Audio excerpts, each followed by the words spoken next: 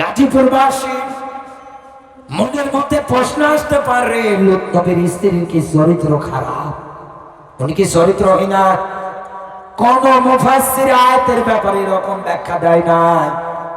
সব মুফাসসিরেরা এটাই ব্যাখ্যা দিয়েছেন, ওই সময় খারাপ লোকদেরকে তলে তলে সাপোর্ট করতেন একাধারে। শুধু তলে তলে সাপোর্ট করার কারণে লূত নবীর স্ত্রী যদি আল্লাহর গজব থেকে রেহাই না পায়, এই বাংলাদেশে জালেমদের যারা পাশ ফেটেছে, আপনি তাকিয়ে দেখেন গজব আল্লাহ এমন আকারে দিয়েছে। এতদিন রাজনীতিতে মানুষদের উপরে জুলুম করে লক্ষ লক্ষ টাকার যে বিল্ডিং বাড়ি তৈরি করেছিল, যে রাজপ্রাসাদ বানিয়েছিল, মানুষ সবগুলো ভেঙে চুরমার করে দিয়েছে। সব ভেঙে চুরমার করে দিয়েছে। বাদশাহ সাজ্জাদও কিন্তু জান্নাত বানিয়েছিল, এটা বানিয়েছিল একটা রেয়াজ। সব মুফাসসিরেরা একমত, বাদশাহ সাজ্জাদকে আল্লাহ তার বানানো জান্নাতটা ভোগ করতে দেয় নাই একটা মাত্র কারণে। কারণ ও যখন জান্নাত বানাবে তখন চতুর্দিকে এলান করে দিয়েছিল, যার যেখানে যা কিছু আছে সবগুলো ছিনিয়ে আনো, কেড়ে নিয়ে আসো। ওই সময় লোকেরা দিতে চাইতো না, জোর জবরদস্তি করে কেড়ে কেড়ে নিয়ে আসতো। এই লোকগুলো তো জুলুম সহ্য করতে না পেরে মাজলুম অবস্থায় আল্লাহর কাছে হাত তুলে দোয়া করেছিলেন, আল্লাহ বাদশাহ সাজ্জাদকে তার বানানো জান্নাত তুমি ভোগ করতে দিও না। দোয়া কবুল করেছে কে? আরো জোরে বলেন। এই জন্যই তো আজরাইলকে ঘোড়ার পিঠ থেকে ধাক্কা মেরে দুনিয়ার থেকে বিদায় করেছে। সব মুফাসসির একমত, বাদশাহ সাজ্জাদকে আল্লাহ বানানো জান্নাত ভোগ করতে দেয় না এই কারণে, কারণ মানুষদের উপরে জুলুম করেছে একাধারে। এই জন্য আমার আল্লাহকে ভোগ করতে দেয় না।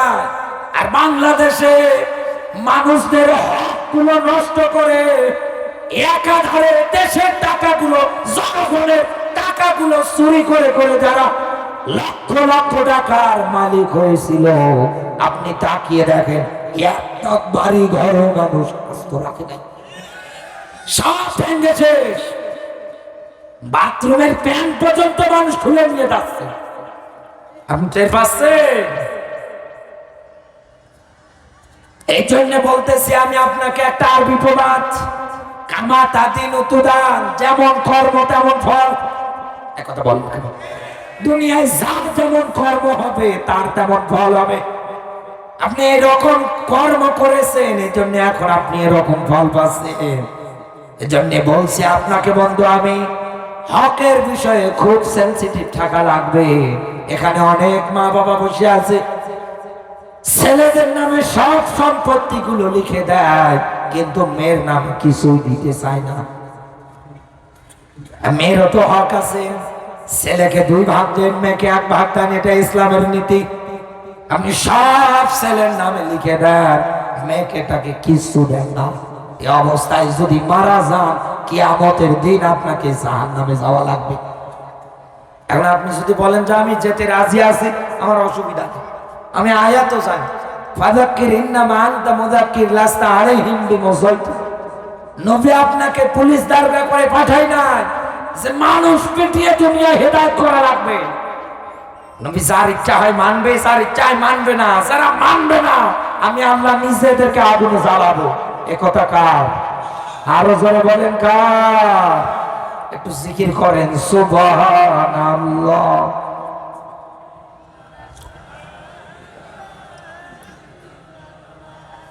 সুবহানাল্লাহ।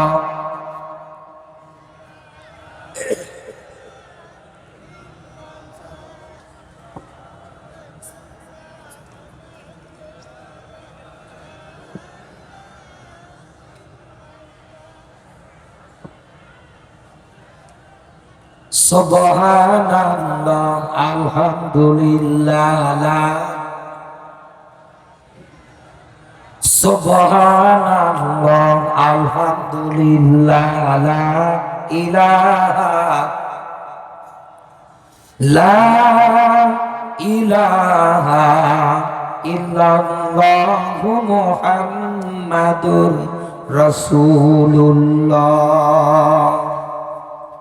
গাজীপুরবাসী, আমি আপনাকে যেটা বোঝাতে চাচ্ছিলাম, এই দুনিয়ার ময়দানে অপরাধ করার পরেও দুনিয়ায় যারা আল্লাহর কাছে সাধু সাজে মাপ চায়, এই মাপ চাওয়ার ক্ষেত্রে আবার দুইটা নিয়ম মেনটেন করতে হবে।